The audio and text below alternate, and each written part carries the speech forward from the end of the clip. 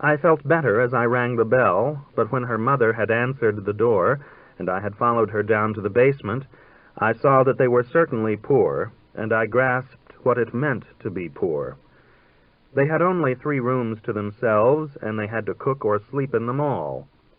They were submerged in that close smell of poverty, of boiled clothes, unaired bedding, and smoke and grease, which seems a permanent, half-suffocated state just this side of complete extinction.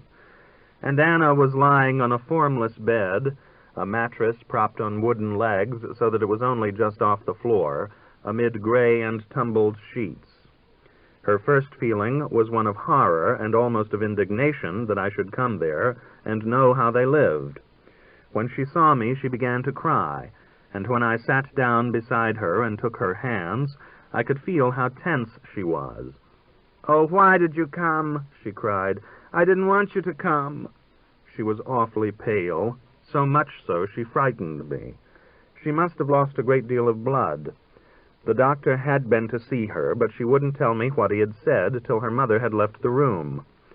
There was something the matter with her ovaries, and he had told her she ought to have an operation, but she didn't want to have an operation because her Aunt Sophie had had one and had never been well since. It was hard to make her talk about this, and I suppose that my own mind, by a reflex, collaborated in shutting the problem out. She had been doing the crossword puzzles in a tabloid, and I was afraid the pocket Webster she was using was inadequate for this purpose. The feeling that pressed forward in my mind was that I ought to get her a bigger dictionary. Anna's mother was round-faced and squat, and her nostrils were rather snoutish. I could see why the slender Anna always talked as if her mother were the botch of the family. Yet she had strong and bright round green eyes that were queerly but undeniably handsome. She did seem of cruder stuff than Anna, and Anna did not want her to talk to me.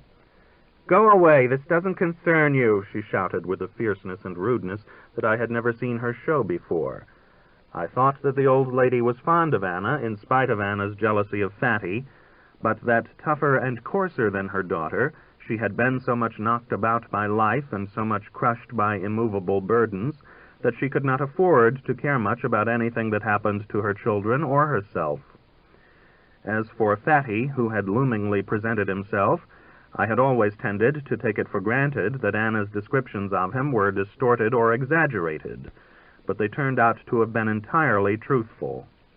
He was enormous, both tall and obese, and he resembled in an incredible degree, even to the sharply peaked circumflex eyebrows, though he lacked the ferocious glare, that hectoring and menacing giant of the old Charlie Chaplin comedies, from whom Charlie always had to escape. I had not quite believed Anna either when she had told me once how sebaceous he was. "If you pick up a glass, it's dirty," she had told me. "If you pick up a plate, it's dirty. The doorknobs are all greasy from his hands." But now I found that this was perfectly accurate. I discovered after I had shaken hands with him that he had left a deposit on my fingers that resembled a layer of lard. He was affable and extremely respectful, though it was true that he could hardly speak English, and in submission to Anna's objurgations, he almost at once withdrew. Anna's mother came back after a time and said something in Ukrainian to Anna. "She wants to give you tea," said Anna, seized again by distress and disgust. "The way she has tea, she drinks it in glasses, and she talks about a donut, but it's not a real donut, it's just an Austrian donut." I accepted and consumed the refreshments, explaining that I liked the glass and did not mind the hole-less donut. And when her mother had left the room, Anna put her arms around me and pulled me down to kiss her. "But, oh, what did you ever come over for?" she said. The next morning I had quite a hot argument with Charlie Dumaine at the museum, the friend who had got me my job. I had discovered that he still regarded Whistler as one of the summits of modern painting, just as he had at college, and that he could not understand my insistence that the museum should buy Braques and Picassos.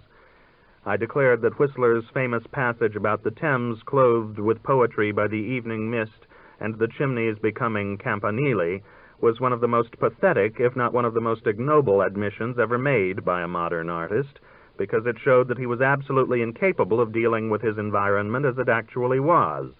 Better to break things all up, etc. I did not eat at the museum as I usually did, but walked over to Lexington Avenue and had lunch at a cafeteria alone. On my way, all the pressure of my disquietude about Anna and of my discontent with my work was suddenly relieved, and my spirits leapt up as I caught sight of a bold readjustment, a course that might seem quite impossible to others, that would upset my personal life, yet one that I was perfectly free to pursue. This course was to throw up my job, sublet my too expensive apartment, and go to live near Anna in Brooklyn. I would rent one of those nice little houses, and Anna would come to see me, or live with me, perhaps, and keep house. And so, hidden away from my friends and immersed in the life of the people, I should achieve my insurmountable book. I should not even go out for weekends to Hecate County, as I had thought of arranging to do. The memory of it sickened me now. I should take Anna and her little girl for holidays to Brighton Beach and Coney Island, to Far Rockaway and Sheepshead Bay, names which now blew in from a summer sea, with bright bathing suits and girls playing ball, a natural and simple and delightful world of people who worked, and had little to spend, but who came for their fun to the beaches. There they were, just a few miles away, just beyond the dark bulk of the city, and I had hardly even seen them. And there I should break with that bourgeois past in which I was still embedded. So I should drive myself out to that inexpensive level of living, free from social obligations, from waste, where the real analytic and creative thought as well as the building and the production were accomplished. Anna was up by the end of the week, and when she came to see me again, I at once put my plan before her. She was silent and seemed rather glum, and I was afraid that she did not like it. But it took me a little time to penetrate to her point of view, and find that she was filled with dismay at the prospect of the scandal I should cause her. She had always been painfully ashamed of the fact that her mother was not married to Fatty. Her aunts almost never came to see them, and when they did, Fatty couldn't be there. Anna had always told her family that she didn't do anything with me, though I could hardly imagine they believed her, and she didn't want Cecile to know anything about me, because she had never forgiven her own mother. I did my best to convince her that it wasn't at all wrong for people to live together, and that she shouldn't blame her mother either. But she said that it wasn't right, and that whenever she came home from seeing me, she wasn't able to go to sleep till she had prayed to God for forgiveness. And it would just make them laugh at her and pick on her to have me around the corner. So my idyll of seashore and toy-like streets faded out between the walls of my apartment. I had somehow missed it again. Part 4. But the incident increased my respect for her, and compelled me, I found, to take her more seriously. We were now on a very firm basis. I had come to rely on her in certain ways. I felt that she really knew me as Imogen had never done. For Imogen I had simply been a character in an imaginary romance she had lived, the man with whom she had dreamed of eloping ever since she had married Ralph. But for Anna, I was an actual person whose behavior and personality she was able to observe and gauge as she did those of other people. She would chide me in her straight little way when I had done too much drinking during one of her visits, and she always knew at once and was anxious when my nerves were under a strain. And at the same time I found that I could talk to her about matters that I had at first never mentioned, the dissonances between members of my family, the competition for power at the museum, the fantastic behavior of my friends. Whenever it was a question of relationships, she seemed perfectly to understand, and I could see from her remarks and inquiries that her notions about my affairs were fairly accurate ones. When I showed her pictures of paintings, she went directly to the figures as people, commenting on their physical characteristics and probable personalities. She saw rabbis in Greco, waiters in Gross, greaseballs and gangsters and fairies in the groups of the Italian Renaissance. The nobler gentlemen and ladies of the portraits she would gaze at with silent attention, and she made me a little jealous by her interest in one of Velázquez's soldiers, when I found that she had looked him up one evening after I had gone to get her a drink. What had been most unexpected to me, and one of the things that brought us closest together, was that we shared a sense of the comic. She appreciated the things that amused me as few women of my acquaintance did, and she would ask me for further stories about an idiotic girl I knew who had first divorced her husband and bought an island near Nantucket because, as she said, she had always wanted an island, then had had the former husband visit her and had married him again in the village church with many rapturous telegrams to friends, but had soon after run off with the driver of a gigantic transportation truck because she had always wanted to ride in a truck, and had finally found her destiny in New York as organizer of a communist hunger march. She also liked me to mimic my boss at the museum, who had queer habits of hiding from people, and his elderly woman secretary, who was afflicted with a compulsive mania for setting things at right angles on other people's desks when they happened to be out of the office. She always noticed very clearly herself what people did and how they talked, and I, on my side, was never bored by her stories about her family and their neighbors, which were told quietly and were never repetitious. Her life in the new house that she loved so had become quite real to me now. I saw it all through her humorous and lucid eyes. She had even a gaiety about it that was carefree by comparison with her muted tone in the days when I had first known her on 12th Street, though the shyness and the shadow returned when she talked about the things that were squalid. There were, for example, her mother's Polish boarders. I had never before been given the full sense of how much the Russians scorned the Poles. Anna's attitude toward these two crippled workers, within the limits of her gentle disposition, had the arrogance of a conviction of superior race. One of them had worked in a furniture factory and gotten the ends of his fingers cut off and was collecting $16 a week while he was hoping for a settlement of $2,000. The other had broken a bone in his foot by dropping something on it and was also collecting compensation. I expressed a ready sympathy for the Poles as the victims of industrial accidents, but Anna told me that she was practically certain that they had both done these things on purpose in order to get the compensation. And then they were so vulgar. They always brought everything back to women. If one of the Polacks got into the car with Fatty and Fatty said, "This car is cold, I'll just have to give her gas," the Polak would say, "Just like a woman." And if he said it was a cheap car and didn't run good, the Polak would say, "Just like a woman." I remarked that I had known a few Polish women and found them extremely attractive, with their tingling effervescence and their slanting eyes. "They're not attractive," said Anna. "Why not?" I asked.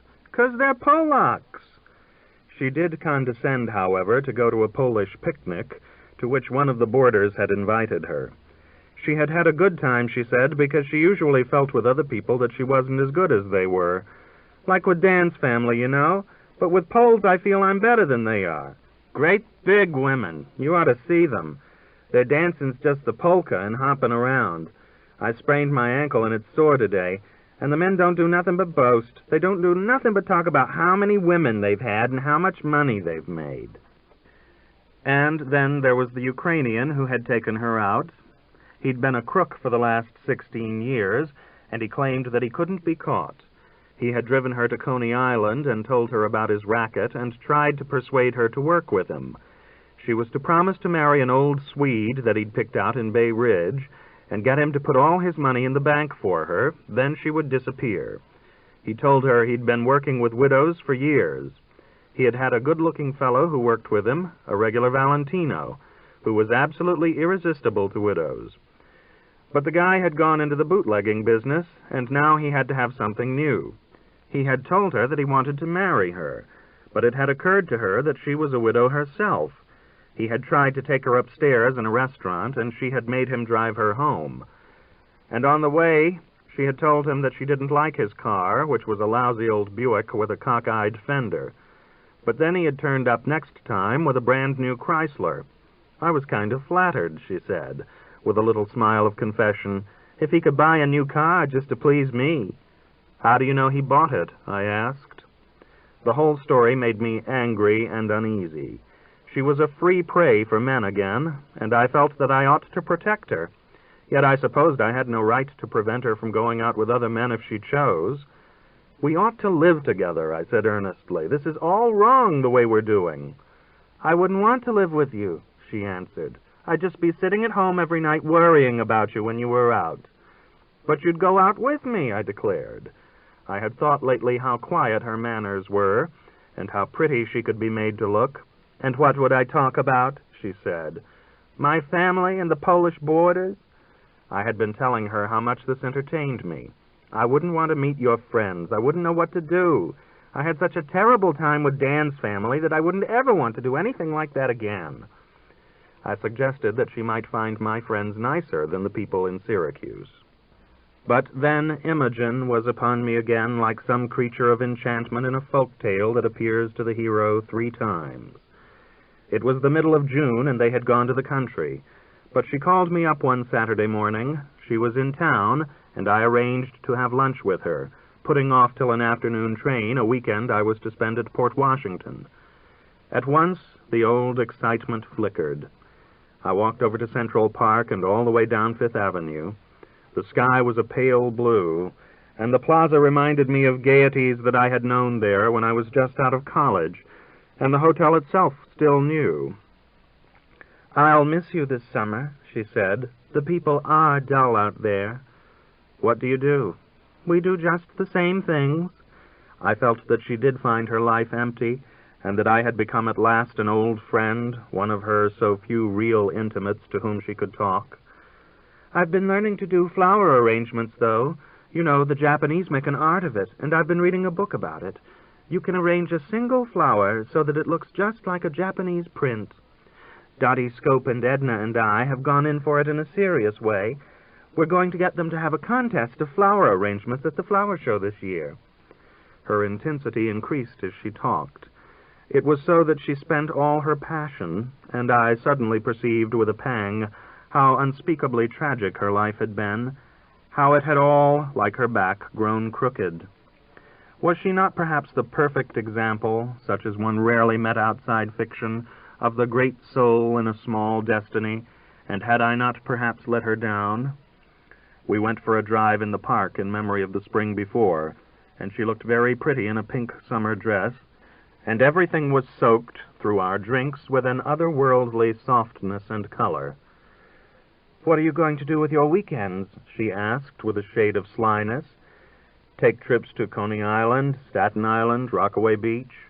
"Who are you taking to Coney Island?" "Nobody. I'm going alone." "All alone?" She was thinking a minute. "Have you ever been to Rockaway?" "No." "You'll never go there but once. You won't go alone, though. You've got a girl." "What makes you think so?" "I know you have." "Who do you think she is?" "She's somebody you don't want people to meet. So how would I know who she is?" "You're absolutely wrong about that." I brushed it off with self-conscious lightness. I was jolted by her guessing so much and shocked by the fear that she was right in her idea that I was ashamed of Anna. She took occasion to tell me that Ralph had gone to Old Lyme to spend Sunday with his mother, and I felt that I could perhaps have induced her to stay over in town for dinner. "You know," she said, "you're the only person that I've ever lied about to Ralph." It was as if she wanted to make me feel that in some sense she had given herself. But I had promised my friends on Long Island. I said that I would go out to Hecate County for a weekend or 2 that summer. When Anna came to see me in the middle of the week, I noticed a change at once. She was wearing a new red dress, and I felt in her a new self-assurance. She sat down in the big, low-built chair and crossed her slim, well-shaped thighs, and began to smoke with a poise that I had never quite seen her assume. Even her hair appeared more abundant. She had just had a new kind of hairdo. She told me at once what had happened. She had been having for some weeks an embittered feud with one of the Polish boarders. It seemed that he had been in the war, and they thought he was crazy on account of it, because he couldn't talk about anything else. They couldn't understand what he said, because he talked some queer kind of Polish that was different from the Polish they were used to. They got bored with him and didn't want to talk to him, and then he got mean with them and used to kick Anna's cats, and one day he had made a bean shooter and shot one of the backyard robins that Anna had put up a box for. Anna had bawled him out, and Fatty had tried to bawl her out because he said she ought to be nice to the boarders. And then Fatty had called her a whore, and she had called him a bastard and a pimp, and he had said that she ought to pay rent because he was supporting her all the time. "Can you beat that? When I do all the work," she laughed, and as she always did, without any trace of irony or harshness. I told him that he was being supported, not me. My mother and I supported him. And he went out sore and stayed out all night. And in the morning they called up from the police station and said he was being held for disorderly conduct. I was so tickled I did a dance and everything. They had let him out later, but had kept his car. Anna had never spoken to him since. But the great thing was that her mother was so disgusted with Fatty that she had picked out a new apartment and was going to take Anna to live with her. Fatty had got the idea that he'd start up another speakeasy, and he hadn't given her mother any lovin' since July 4th last. And he talked about how he had a girl that he paid $1.50, and how she played with him and did everything, and Anna thought the moment had come when her mother would leave him for good. And she had the polls down so now that they didn't even dare to look at her. The whole thing had made her feel so good that she wanted to giggle all the time. "Give me a cigarette," she said. But later on she fell asleep beside me. She was still rather thin and needed rest. Then, just as I was dropping off myself, she suddenly came to life and sat up over me and shook me with her straight little arms. "I'm strong, huh?" she said. "I can fight. How'd you like to see me fight about you?" She had just had a dream, she said, that the girlfriend I had told her about had come in there, and that she, Anna, had been fighting with her. "One night I went to a restaurant with Dan, and there was a girl there that sat down at the table with us, and she was picking up her dress and making up to Dan, and I flew at her, and we had a fight. She got me down on the floor and was tearing my ear, and I bit her in the thumb, and we heard afterwards that she got an infected thumb and had to go to the hospital with it. I was all het up. I was just like a puppy after it's had its first fight. I learned to fight Dan, too. At first, when he used to beat me up, I'd just crouch down in a corner and wait till it was all over. But then later, when I saw it coming, I'd crash a chair over his head. When I really got good and mad, Dan couldn't stop me, nor nobody." I shut my eyes and was beginning to drowse before she had finished her cigarette. But she suddenly slapped me on the stomach, which happened to be lying bare. I reacted with a nervous shudder. "Can't take it, huh?" challenged Anna, with humorous but unusual toughness. "I used to do that to Dan, and it would make him so sore he'd forget he wanted it." "Ralph," said Imogen, "has gone in for the topiary art. Don't you know what that is? It's clipping box and privet bushes into all kinds of little shapes." She showed me 2 cockeyed bells and a fairly successful lady in an Elizabethan skirt. "They have special gardeners to do it on the big English estates. Ralph was getting to be quite good at it, but he's had to be away so many weekends that they're beginning to look all fuzzy, and I'm afraid they'll just turn back to bushes if he doesn't get a chance to trim them. I can't do it because I can't bend down." I inquired about Ralph's mother.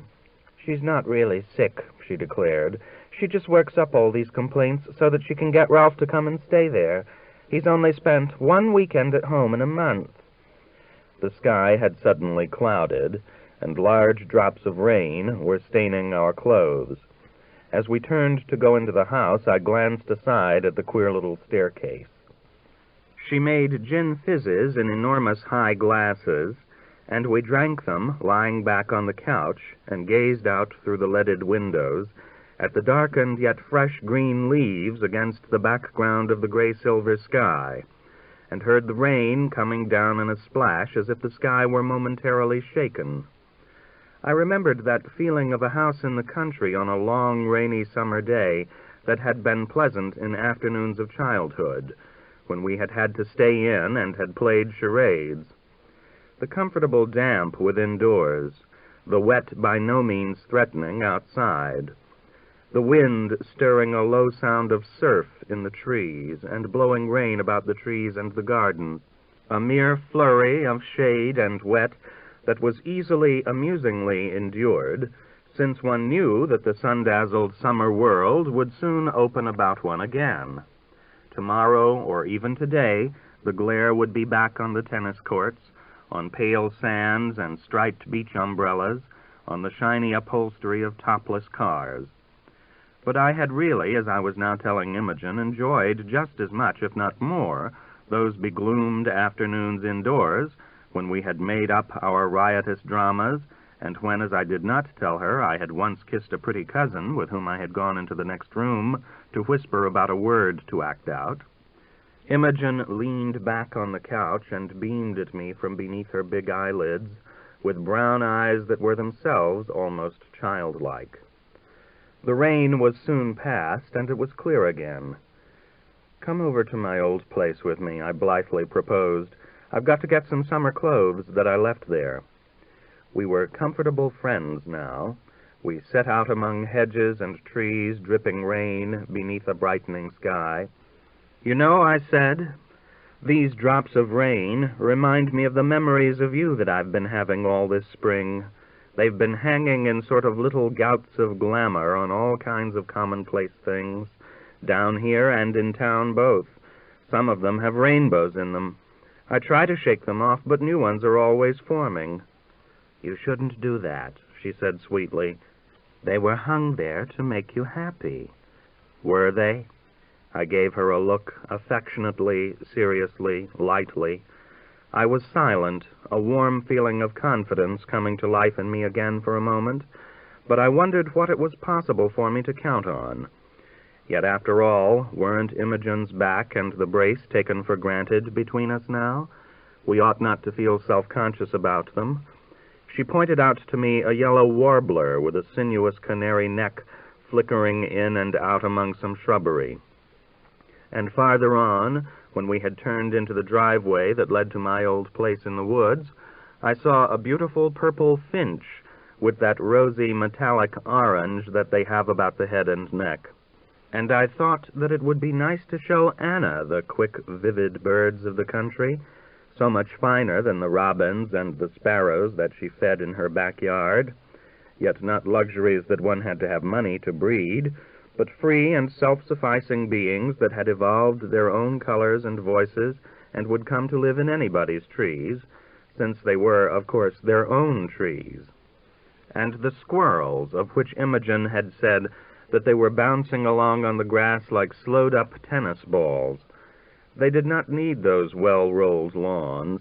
They would have come to take food from Anna's hand, no matter in what house she had lived, just as the vagabond cats did in Brooklyn. The house was musty and dark, and it imposed a kind of heaviness and sadness, as to which it was impossible to tell whether it were due to a desolate memory of the sterile, idle life I had lived there, or, on the contrary, to a feeling of compunction that the cushions and the green wicker furniture should be languishing through a Hecate County summer, with nobody to enjoy what they had to give. I opened some of the windows in the living room and went to rummage among put-away blankets and closets that were suffocating with mothballs. Imogen explored the whole house and criticized the way I had arranged things. The room I had taken for a study would have made a much better guest's bedroom. I ought to have hung a big picture over the fireplace. When I had found what I wanted, we sat down on the couch, and I persuaded her, with an ease that surprised me, since we had lately been rather formal, to take off her hat and the raincoat and lie down with me on one of the beds. "I'm afraid your aunt will come," she said. "It doesn't belong to my aunt, it belongs to some friends of hers. They aren't even here this summer." It was queer, and so unlike what love ought to be, though we had cultivated long spells of kissing that involved running my tongue over her eyelids, and that were the sole consummation of our meetings. The room, with its bare mattress, its slipless pillows, and its pulled-down yellow shades, smelled close, and provided no setting. I half knew that the thing was impossible. When I had been putting my arm around her, I had felt for the first time her brace. "Oh, don't," she had said, shrinking, and I had had a swift, chilling vision of a harness of steel and straps. But I was moving toward the round, solid thighs, not at all, I thought, the thighs of an invalid, which showed through her short country skirt. She checked my hand and took away her mouth before the end of another kiss. "We mustn't do this, dear. We must go." Her big eyelids, however, were drooping, and her body for once had relaxed with the abandon of being in bed. But perversely, she evidently felt that she had to do violence to this. "Let me go," she said gently but resolutely.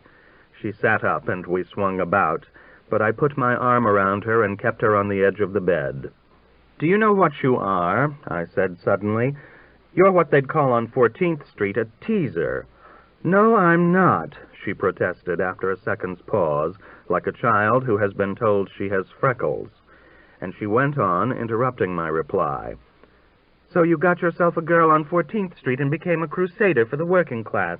So that's what your Marxism is made of." "Why shouldn't it be made of that, as well as of other things?" I demanded. "There are some very fine things on 14th Street that can't be seen from further uptown." "I know all about proletarians," she said, "much more than you ever thought of knowing. You don't know about the working class at all. My father was a Galway peasant, and I'm half a peasant, too. You're not earthy enough to understand peasants. You'd never get along in Ireland. That's why you didn't want us to live there." "My dear," I answered, "if you're an Irish peasant, you're the kind that's really a queen." "That's true," she said. "My father's family were kings of Ireland in the early days. They were broken and turned into outlaws by the English occupation." "Look, my dear," I said, taking her hands, "come to me sometime in the city, won't you? You were made for love, and I love you. An Irish queen like you," I went on with a tender smile, "ought not to be afraid of love." "I'm not afraid," she said. "You mustn't worry about other things," I was going on to reassure her, but, "All right," she cut in. "I'll come to you 2 weeks from now, if Ralph goes to see his mother." "You really will?" I took my cue, hardly believing, insistent and ardent. "I'll come Saturday afternoon, about 3. Don't have the maid there." "Of course not," I said. I could hardly catch up, she was going so fast. "Call me Friday morning at 11. She got into her raincoat and put on her hat, looking at herself in the mirror. When we were out and walking along the drive, I could see that she was very tense. She talked determinedly of other things with over-gaiety and over-animation. It was tremendous to have brought her to that pitch, yet I was somehow disconcerted a little. I saw Anna toward the end of that week, and she had relapsed from her high point of hopefulness. Her mother, after all, was not moving. The eczema, athlete's foot, had got so bad on Mrs. Litvak's hands that she couldn't go to work anymore, and she and Fatty quarreled every morning about whether he should start a speakeasy or not, and it upset Anna so that she wasn't able to eat any breakfast. Her mother would wrap her hands up in rags, and then would leave the old dirty rags all around the house, and Anna couldn't stand it. She was even afraid to let Cecile eat the things that her mother had cooked, on account of the discharge from her hands, and this hurt the old lady's feelings and made the situation worse. She worried all the time about Cecile. It had got worse as Cecile grew older. The little girl had had something wrong with her vagina, and Anna had found a tin whistle in it, and it had turned out that a little boyfriend had put it there. She was afraid she was bad, like Dan. The little girl was bright, so bright that she'd been able to skip a grade at school. But she wouldn't mind her mother. Anna would do her best to explain to her why she mustn't run in the streets, and when she'd finished, Cecile would say, "Can I have some ice cream, Mama?" When she stopped her from reading in bed, Cecile would just lie there and look at her with wicked black eyes like Dan's. She wanted to bring her up right, but she didn't know how to teach her. The only thing she knew to do was to make her kneel on beans, the way the nuns had done with Anna and her sister. But Cecile had soon found a way to shove them back under her knees. Anna said that she had got so at last that she beat Cecile all the time. That was the only thing that had any effect on her. And Fatty tried to take Cecile's part, and then there would be a fight. I had seen Cecile several times, and my impression of her was not a bad one. She had dark hair cut in a bang, a flat little nose like Anna's, and big dark eyes that were both piercing and self-contained. It was true that she was a little on the tough side. She talked a language of the Brooklyn streets that made Anna's seem soft and well-bred. When I had taken them to the circus in March, Cecile had gazed in utter silence, and when I had offered to buy her some pop, she had growled something I could not make out, which turned out to be, "I want some, but Ma'll holler."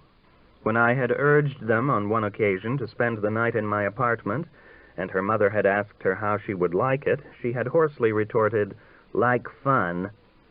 She always seemed to be glaring at me, but for Anna she had a smile of the eyes that was loving and confiding and childlike in such an unexpected way that it gave me a kind of pang. "She adores you," I said. "She's a nice little girl. She isn't abnormally bad. You are too much afraid about her. I thought she was very cute and good. She's pretty, and she's very smart. You mustn't worry about the tin whistle and things like that. All children do those things." Anna rapidly became so gay that I was puzzled for a moment to account for it, but soon realized that it was due to relief over my telling her that Cecile was not depraved. It did get on my nerves, rather, though, to hear her go on about her sister. This sister, she had at one time confessed to me, had in her girlhood been for a while on the streets, and used to go with chauffeurs and sailors and take them up to her room. She was deaf in one ear, Anna said, because her mother had hit her when she was young. And Anna thought she was half-witted, too. She was married to a taxi driver in Manhattan, and had 3 children who were always sick, with measles, scarlatina, or running ears. She was now going to have another, and there was nobody but Anna to be with her. Her husband had had her fall downstairs with the idea of bringing on a miscarriage, and thus both getting rid of the baby and making grounds to sue the landlord for $10,000 on account of the bad condition of the stairs. But the miscarriage had not come off, and when they had tried to pretend she was seriously hurt, all they had gained was to get put out of the house. They would have no place to go after the first. Her sister had thought it would be a fine idea to leave her husband altogether, because in that case she would be able to qualify to get her children accepted in a home. "Imagine," said Anna, "having children to put them in a home." Anna at one time had had the idea of taking an apartment with them, and thus escaping from her mother and Fatty. "But it's just as bad," she said. "It's worse. I can't bear to see them so poor, and I give them all my money. That's what I did when I lived with them before." And I even got rather disgusted with the affair of the Polish boarder, when I learned that he was doing his business and wrapping it up in paper and putting it on the floor in the bathroom so that Anna would find it when she cleaned. I had a reaction of instinctive impatience about the badness of both her alternatives. I did not want to hear any more about either of them. We made a date for her next day off, but in the meantime I was troubled by the feeling that I ought really to prepare myself for Imogen, that I should pass, before the final epiphany, a period of vigil and fast in order to make myself worthy of her. Should I not have to go back into the dream? Was it not there, after all, that I should meet her? So I called up Anna and told her that a friend was coming to stay with me, and I would let her know when he left. At the same time, I sent her some money to buy clothes for Cecile and herself. Yet as Saturday afternoon was brought closer by Time's rolling camera, and the meeting came forward to engulf me like some angle of a room in a film, some corner in regard to which the spectator has been keyed to the tightest suspense by the knowledge of the presence there of some sinister person or weapon, so I found that some queer apprehension like dread was dulling my vibrations of excitement, and that I was tending to shut out the whole prospect and to apply my attention prosaically to my routine at the museum or to trivial contacts. Was it the fear of not proving myself equal to the rapturous exaltation of spirit which the occasion demanded of me, but to which I had never yet risen? Was it a dislike of being unfaithful to Anna? Was it constraint at the thought of the brace, of the practical problems it presented, and the danger of doing something to wound Imogen? Or was it perhaps a queer kind of horror that sometimes touched me in connection with Imogen, something that I could not account for, that I could not even tie up objectively with any of her traits or acts? At the same time, I was still in suspense as to whether she would keep her promise.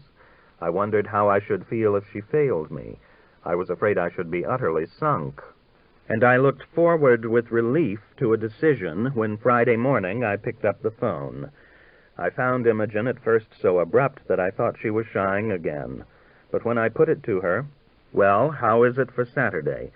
she replied, "A little after 3, and I knew that she would really come. The next morning I woke very early, and I found myself possessed for some minutes by a vivid, perverse evocation which I had been trying to refrain from indulging. I saw Imogen lying naked in her brace, but the brace did not discourage desire. On the contrary, it stimulated me, oddly. It was a harness which showed silver on her white, lovely skin, which pressed tight on her feminine softness, which would fetter her, would hold her half helpless, while I intimately invaded and enjoyed her, and compelled her to shudder in submission under the hard, non-conductive metal. Then I thrust the vision away as impracticable, morbid, misleading, and got up and took a brisk, cold shower before I sat down to my breakfast. It was now the 2nd week in July, and the town was baking and glaring in the somniferous New York heat. In 10 minutes I was sweating again, dressed only though I was in pajamas. I told my maid over the coffee that she was not to come back, and I was rather annoyed that after waiting so long I could not have had better conditions. I killed time without exertion and did not go out, alternately reading and dreaming. I half wished at moments, as I lolled on the couch and breathed its close smell of cloth in hot weather, that I did not have to make so much effort as this rendezvous was bound to involve. Yet I was nervous, and did not wait till 2 before I set the apartment to rights, took another, a hot and cold, shower, got dressed, and put out glasses and ice. Yet I was nervous, and did not wait till 2 before I set the apartment to rights, took another, a hot and cold, shower, got dressed, and put out glasses and ice. She came on time at 20 minutes past 3, and I felt that she had kept to her purpose. To go through with it was the phrase that occurred to me as we labored through some flat conversation about people and things in the country. It was as if she were looking at pictures of new fashions and people in Florida before having a bad tooth out. I had a moment of being so much embarrassed about the whole procedure of sex that I could sustain myself only by approaching it as an inevitable surgical operation. But when I finally took her in my arms, I was roused by the warmth of her body, even in the sweltering day. "How perfectly beautiful you look," I cried. "Do you like my dress?" she asked, letting her head rest against me. I did. It was a sheer black chiffon, through which the pattern of her slip showed darker, and her arms, so white and so round, looked prettier than if they had been bare. I had never seen it before, and it occurred to me that she might have bought it because I had told her in May about a boyhood infatuation of mine with a picture called The Last Day of Summer that had hung in the Metropolitan. A slender brunette in a black chiffon dress who was sitting at a cafe table with before her a slim-stemmed Manhattan in which the cherry showed red. "It looks just like the picture I was telling you about that I used to have such a crush on." "Yes, I thought it did," she said shyly, but gratified. She did not, however, lend herself readily to my ardent and expert induction. She had thought the thing out for herself. When I tried to have her lie on the couch, she insisted on finishing her cigarette, and when I tried it the second time, she said decisively, "Let me go into the other room." But she remained on the couch a moment, brooding with her great round brown eyes, as Anna had done on the evening when she had first been unfaithful to Dan. "Don't frighten me, will you?" she begged, at once pleading and giving me orders. She picked up a small overnight suitcase. "You let me go in here," she said, and disappeared into the bedroom. When I heard her close the bathroom door, I slipped in and snatched my bathrobe, and got into it and hovered in the other room. I waited a long time till I feared I had waited too long. Then I softly called out, "Hello," and she answered from the bedroom, "Hello?" I went in and found her under the covers, in a dressing gown of dull rose red. I put my arms around her and kissed her, and then told her how pretty the dressing gown was. "I just got it. It's new," she said. I found, to my surprise, that she was nude underneath, and I did not at that moment remember that there had ever been a question of a brace. I wondered at her breast. It was perfect, round and white, with a small pink nipple, and it inspired me almost with awe, like an object of luxury and ornament, after Anna's meager little breasts that seemed scarcely more than cute spots for kisses. "I'm afraid they're not pretty," she said. "Oh, yes, they are. They're marvelous, incredibly so. That one was spoiled when it was held in too tight at the time I was having a baby. The other one is better." "But you didn't have a baby." "No, the doctor thought I oughtn't to have one. They're both perfectly lovely." I kissed them. It seemed to be true that she doubted her beauty, but this somehow made it harder to praise it. I was actually embarrassed and baffled by a body which surpassed in its symmetry anything I had ever expected. I suppose that, though I had not imagined it, I had been fearing some deformity, or at least defect. But even if I had not, I should hardly have been prepared for a woman who, alone in my experience, did really resemble a Venus. She seemed perfectly developed and proportioned, with no blight from her spinal disease. She was quite straight and had the right kind of roundness. I found that I was expressing admiration of her points as if she were some kind of museum piece, that she seemed to enjoy being posed in the setting of the fresh rose sheath, as if some frank and unashamed self-complacency coexisted with her morbid self-doubt. "I have too much flesh on my stomach," she said, and "I know you don't approve of stained toenails, but I like them." She had colored them red. But what struck and astonished me most was that not only were her thighs perfect columns, but that all that lay between them was impressively beautiful too, with an ideal aesthetic value that I had never found there before. The mount was of a classical femininity, round and smooth and plump. The fleece, if not quite golden, was blonde and curly and soft, and the portals were a deep, tender rose, like the petals of some fleshly flower. And they were doing their feminine work of making things easy for the entrant with a honey-sweet, sleek profusion that showed I had quite misjudged her in suspecting, as I had sometimes done, that she was really unresponsive to caresses. She became, in fact, so smooth and open that after a moment I could hardly feel her. Her little bud was so deeply embedded that it was hardly involved in the play, and she made me arrest my movement while she did something special and gentle that did not, however, press on this point, rubbing herself somehow against me, and then consummated, with a self-excited tremor that appeared to me curiously mild for a woman of her positive energy. I went on, and had a certain disappointment, for with the brimming of female fluid I felt even less sensation, but gently enough I came to. Lying beside her, I thought with wonder how well-modeled and cushioned she seemed after Anna's hard, protruding little thigh bones. I had got so accustomed to Anna that I hardly knew now what to do with such a luxurious woman, and it was horribly hot. Our lovemaking had left us dripping and sticky.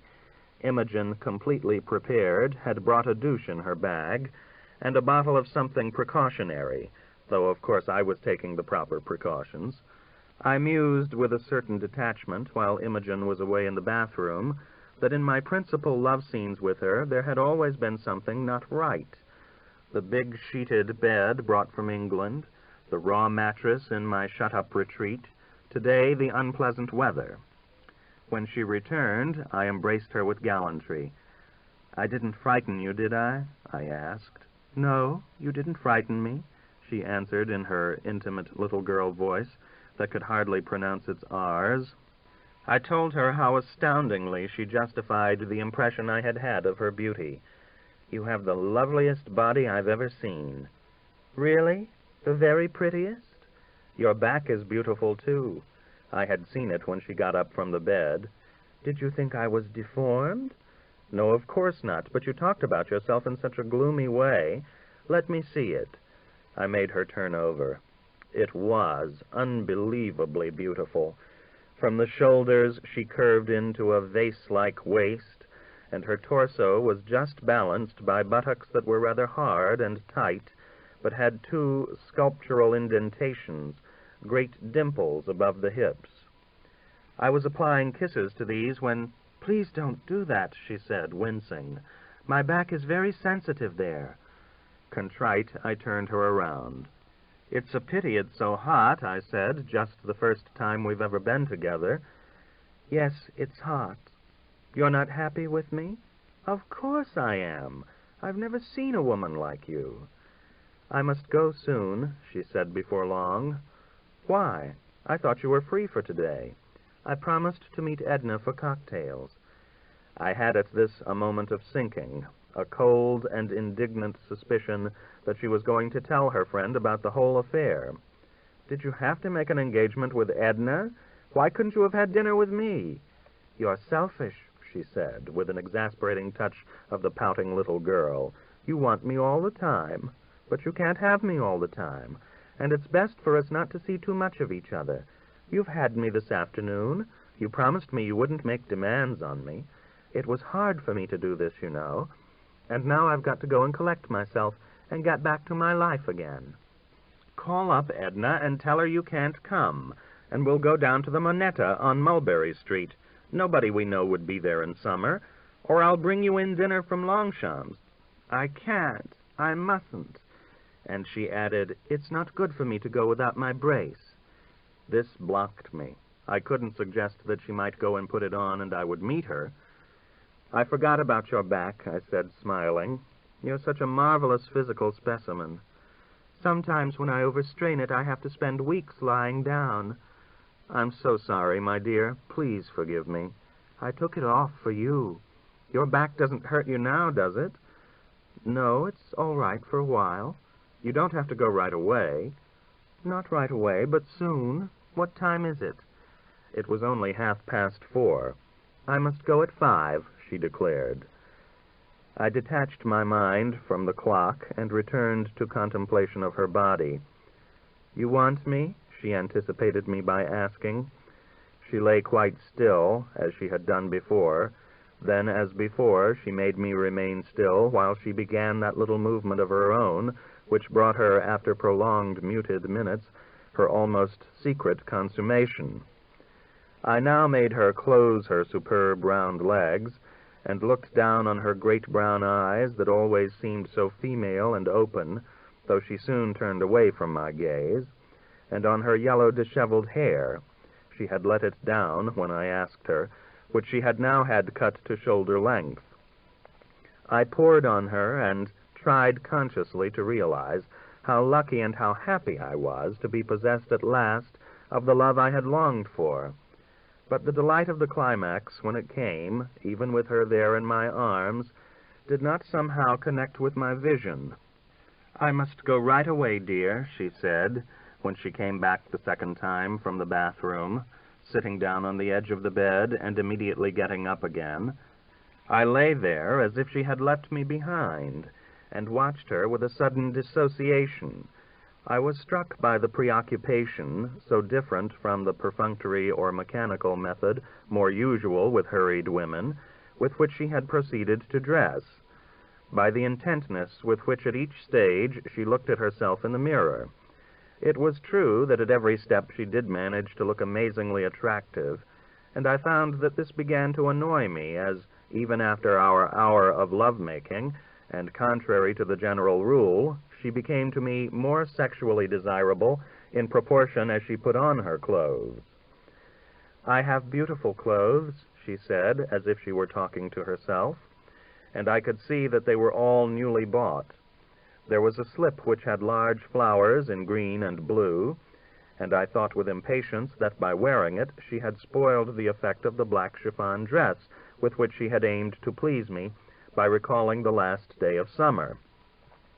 It had been the trim smartness of the girl that had attracted me so much in the picture, a smartness which had meant for me in boyhood all that was worldly and gay in New York, and Imogen had so fatally missed it with those large flowers that showed through from her slip. But her legs in sheer gunmetal stockings had taken on, now she was dressing, the lusciousness, the sensual appeal of ideal legs in silk stocking advertisements, and this seemed to me extremely unfair. She packed her bag in her efficient way, put on her hat, and was ready to be off. I saw that it was futile to detain her, and she insisted on going alone. But we sat down for a moment on the couch. "This has all been so wonderful," I said, "so wonderful it doesn't seem real." Her answer surprised me and threw me out. She said in a curious way, not affectionate, but rather detached, "This must be a great moment of triumph for you."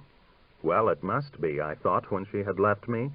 I had been after her for nearly 2 years, but I rather resented her saying so, and in any case, the desire had at last been fulfilled, and now that I did not have it, I found after a moment that I missed it.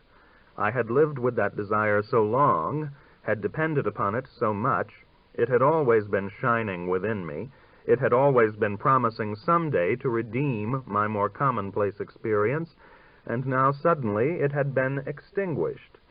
I poured myself a good-sized drink and sat down in a kind of daze. Then the telephone pulled me up. It was Anna. She wanted to come to me. She was just leaving Kraft's. I knew that I had treated her badly, that I had told her I should call her and hadn't, and from her calling me in this way I got the impression that she was anxious and suspicious, perhaps in some kind of trouble. I did not want to tell her not to come and hurt her feelings or fail to help her. It was natural for me to say, when she asked me, that my imaginary friend was gone, and that there was nobody there in the apartment. While waiting for her, I finished the highball, and I was stupefied rather than embarrassed when she arrived, looking very slim in a little blue suit and new shoes that she had bought with the money I sent her. She had something of that quality, I thought, that I had liked in the old New York picture. She grinned at my highballs and hebitude, and my general air of disarray. I had taken off my necktie in the heat, which she supposed me to have achieved by myself. She chided me laughingly and gently. "How many nights have you been drunk?" she asked. I knew that she was glad to be with me again, and I could not help confessing to myself that I was glad to have her back. But I was worried by the realization that I should certainly have to offer to make love to her. If I failed to, after our long separation, she would be sure to suspect the truth. I laughed with her for half an hour, telling her of the visit of a friend which had actually taken place years before. Then I kissed her in the way we were used to, and was rather surprised but relieved to discover that the familiar stimulus produced the familiar results. I had made up the bed in the bedroom and closed the bedroom door, but I forestalled a move on her part to go in there by pretending an imperious hunger, and with a readiness that rather surprised me, made love to her on the living-room couch. I asked her afterwards how things were at home. "Cecile's been a good girl lately. When I got home after the last time I saw you, I told her that you thought she was a nice little girl, and that I wouldn't beat her any more if she was good and did what I told her. I'm not so much worried about her. She looks good in her new clothes, too. I want to bring her over for you to see her." So something I had said had carried into their miserable life in Brooklyn. I was on edge and unquiet with the faint, queer nerves that come with excess of satiety, and I was haunted by an apprehension lest the successful duplicity I was practicing might fail me after Anna had gone, and leave me quaking with moral horror. But the fact that Cecile and Anna had responded in this way to my touch made me feel a gratification and self-confidence such as I had not that afternoon ever enjoyed during my rendezvous with Imogen. The weather got worse than ever. When I came back at 5 from the museum, I would pull off sopped shirts that had lost their form and drink gin fizzes that only made me more soggy, seeming soon to ooze out through my pores and to merge with the humidity of the atmosphere. I lived like a sponge under water. I was expecting another flight from me on Imogen's part, and when I phoned her on Monday morning, she told me curtly to call her Friday. Anna had said in leaving me, "Saturday night, huh?" And I had let the arrangement go, thinking that I should never see Imogen. But Imogen, when I called her again, did say that she would see me on Saturday, and I had to tell Anna not to come. She arrived a little tight about 4, after a lunch with a woman friend, a divorced former neighbor of hers. I had already had a couple of gin fizzes, and I made her a drink at once. Ralph had gone away to stay with his mother. "She's not really as sick as all that," said Imogen with positive assurance. "She hasn't really had a stroke. It's just a little embolism. Her sister died last fall, so Ralph feels that he ought to be with her, but she always has a maid who takes care of her. I don't go to see her much myself," she explained in answer to my question. "She and I don't like each other. She thinks that I'm an upstart, and I think she's a spoiled, vain old woman.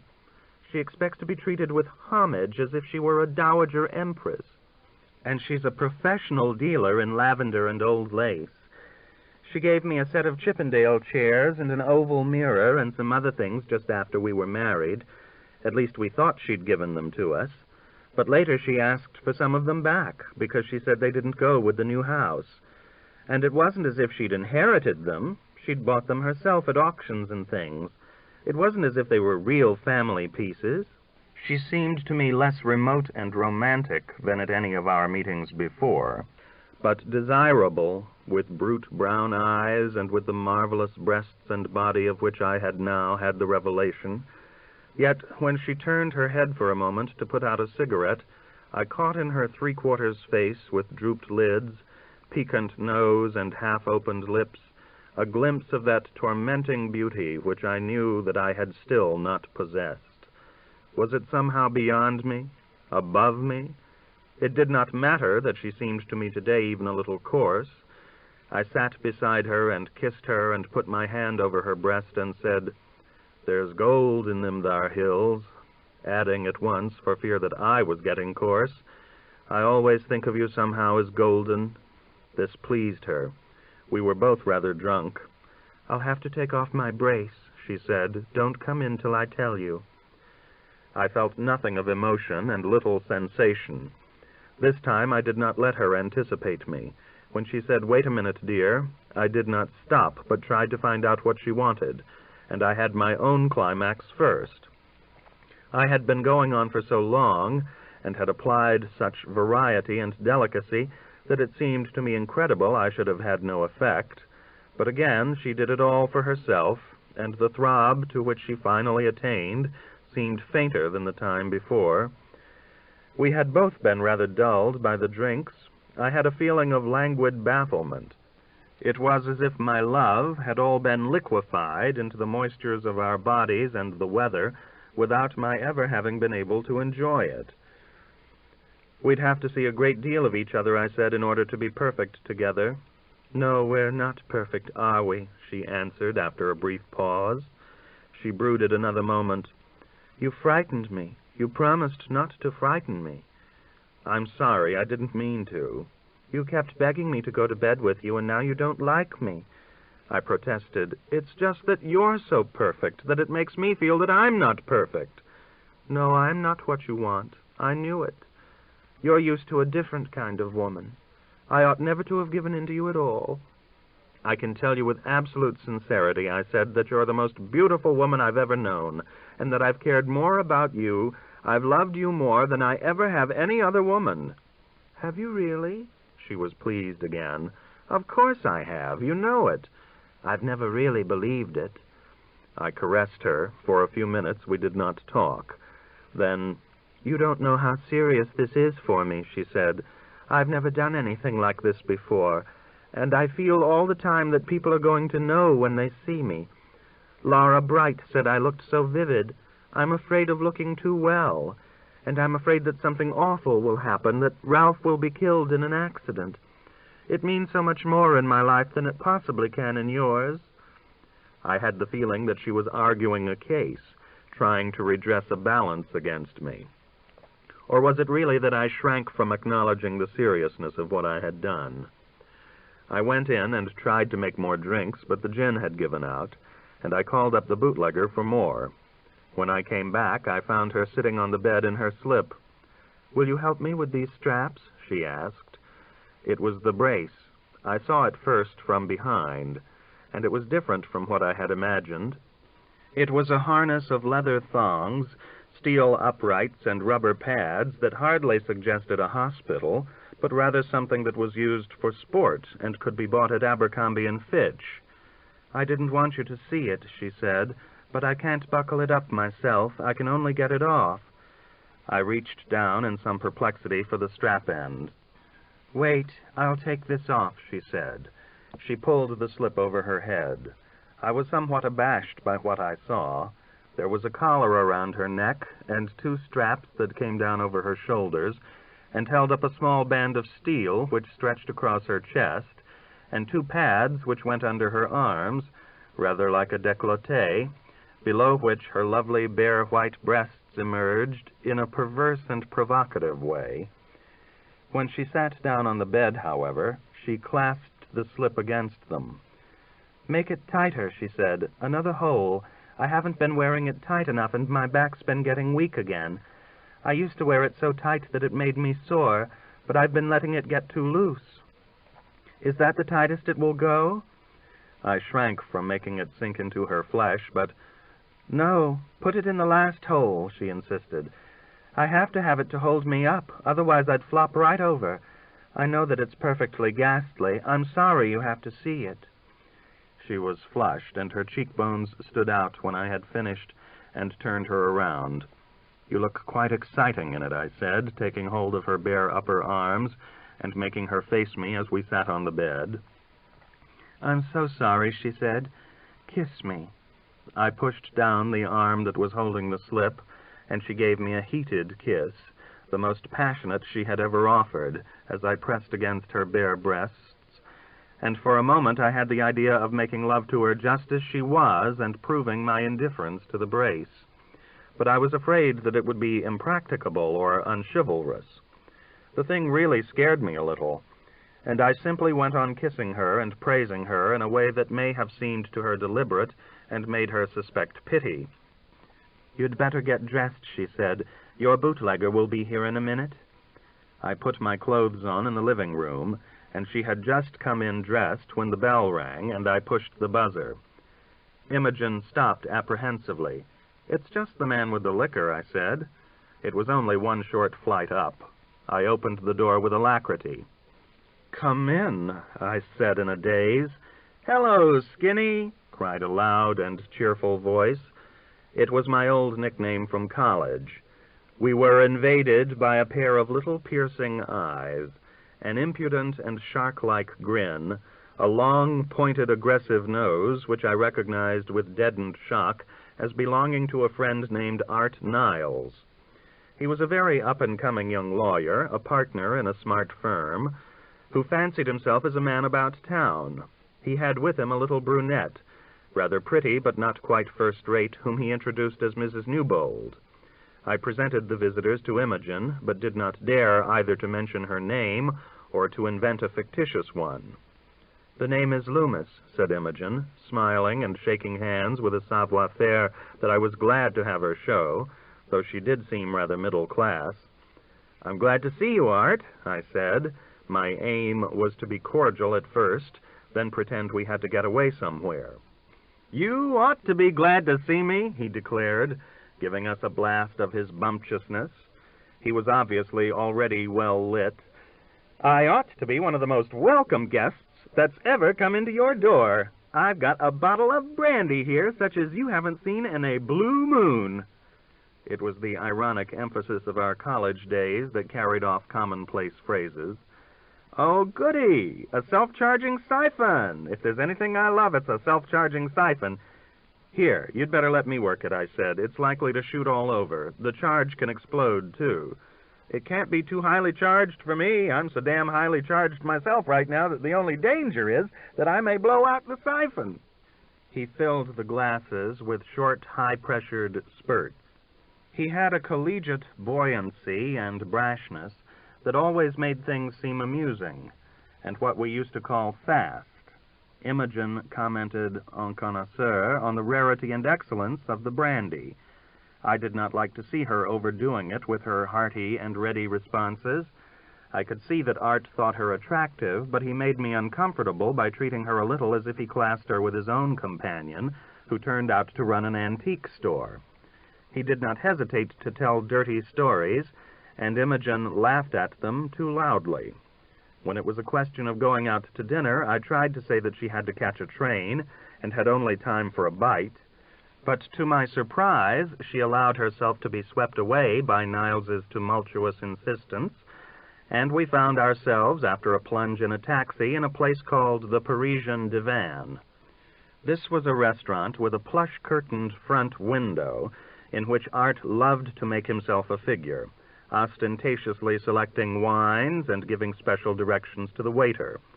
His firm was still making money, and he was still having fun, just as he had done when he had first got out of college.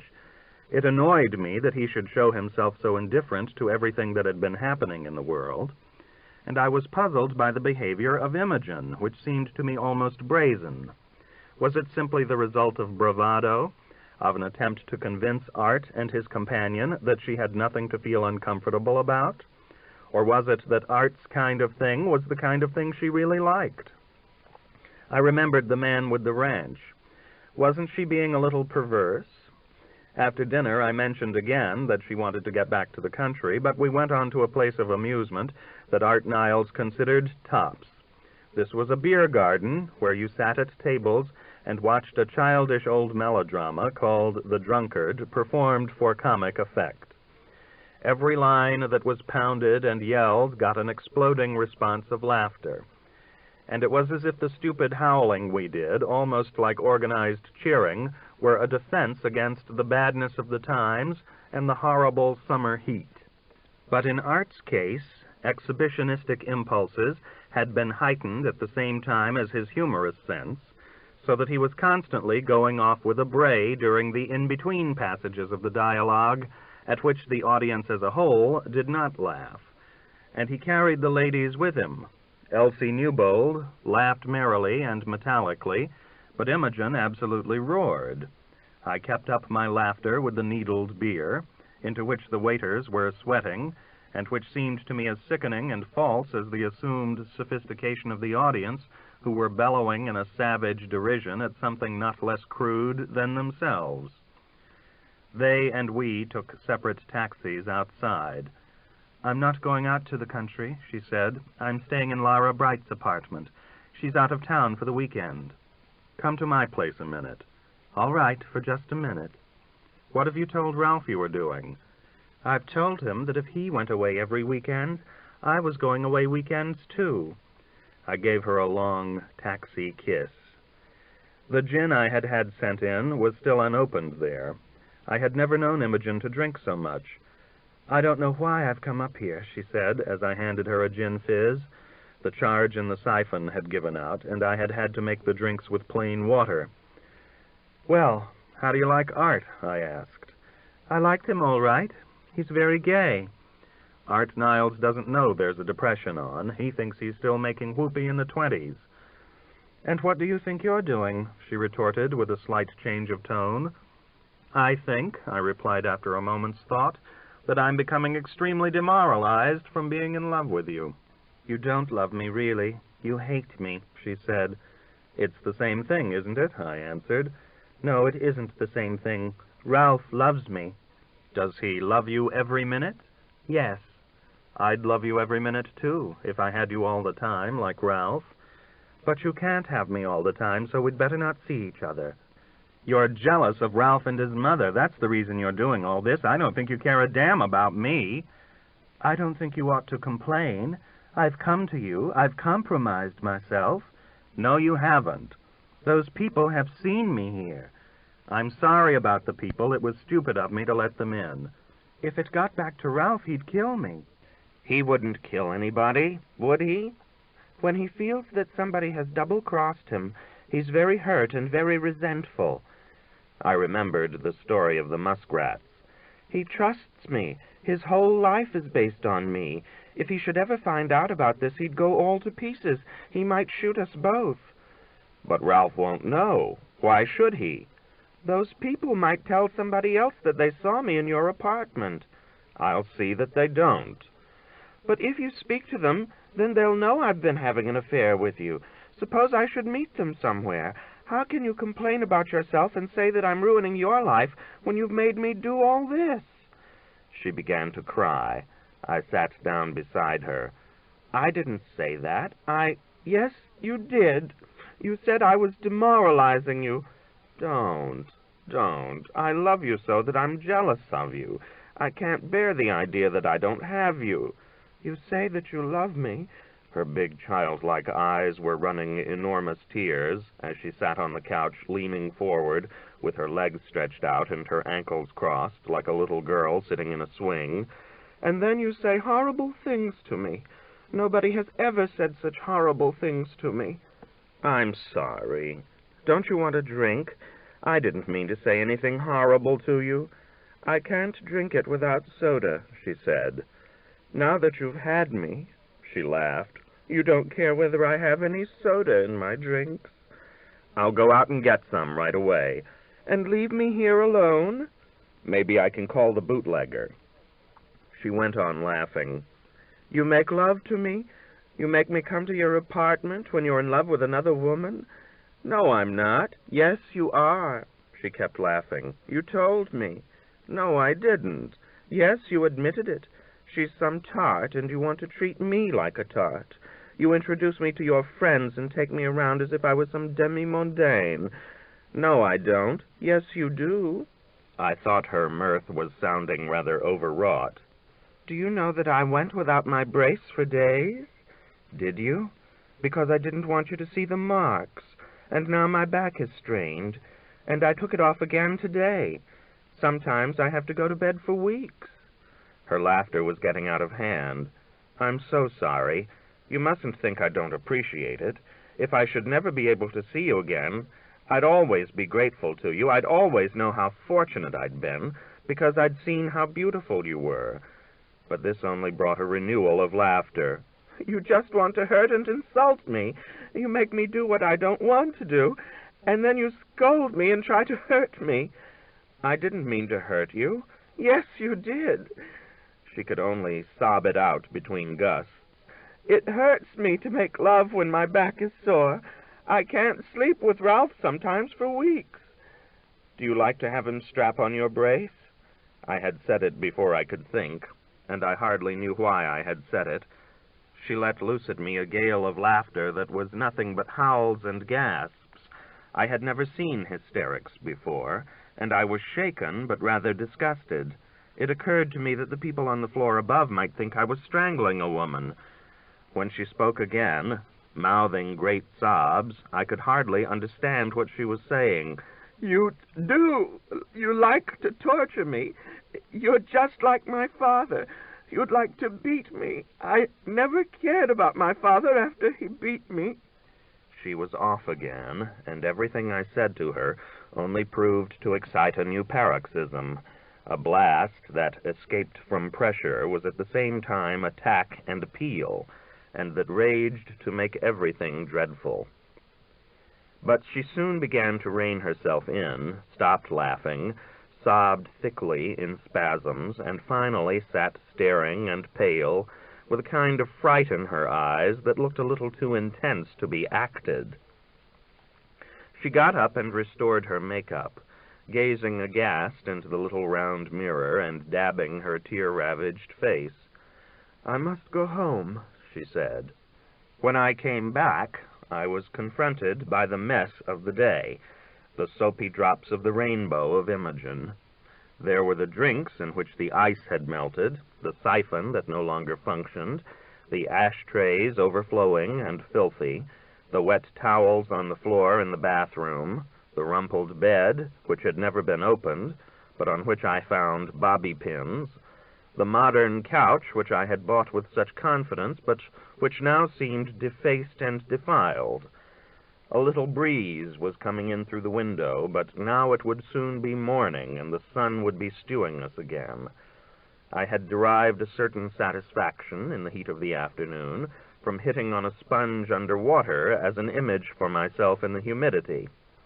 And now I figured Imogen and me also under water, but in the guise of those sea anemones which in moments of desperation excurgitate their own stomachs.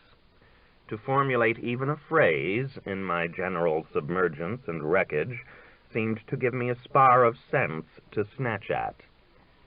She, of course, declined breakfast with me when I called her up the next morning, but told me to call her in the country. I was lonely and extremely depressed when Anna rang me up the following evening. Our engagement had been for Thursday, but she wanted to use her day off to take the little girl to Coney Island, and she asked if she could come on Tuesday.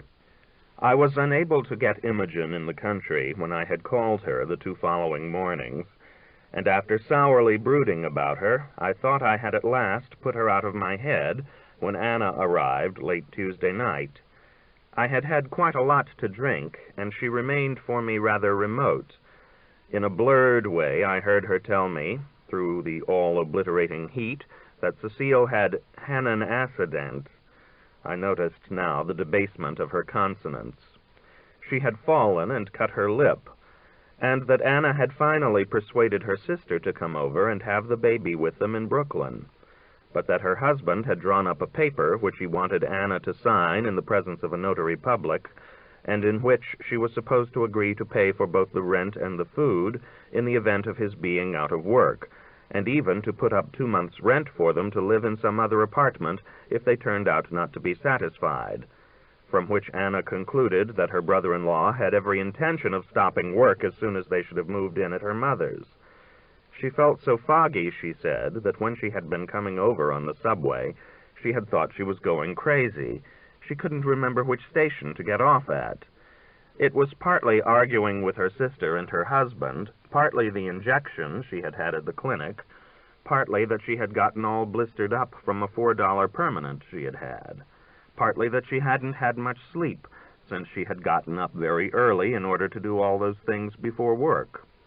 And then, when she had gone home to give Cecile her dinner, and was starting right out again to come back over to Manhattan to see me, she had tried to pick herself up with a drink of Fatty's awful gin that he got at 35 cents a quart, and it made her feel worse instead of better. When I tried to caress her breast, she turned away and said, "That don't feel good." I explained that this was due to the heat, that I did not feel very well either, and invited her to try some whiskey. The drink did revive her. She became quite lively and wanted to play the Victrola. There was a number called Mean to Me, which I particularly abominated. It was the other side of something amusing, but which Anna always wanted to hear. One of the stanzas ended as follows. "You treat me coldly each day in the year.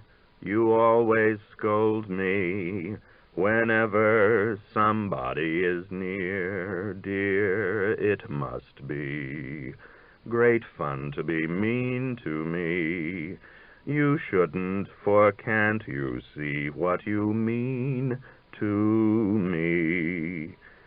I knew that she would soon put it on, and I waited with nerves wincing. "Oh, don't play that awful thing," I broke out. "Just once," she said with a kitten look. "I don't think I can stand it," I said sharply. "You know the reason you like it. It makes you sentimental about Dan." "That's the way I used to feel about him," she confessed at once. "Of course it is, and what you really want is somebody to beat you up the way he did." "Like hell I do," she laughed. "You want somebody to step on you and knock you around. That's the reason you don't really care a damn about me." "What's biting you?" she asked with a grin, but looking at me in amazement. "What's happened to your motorcycle cop?" I felt myself slipping in some awful way. "Have you seen him again lately?"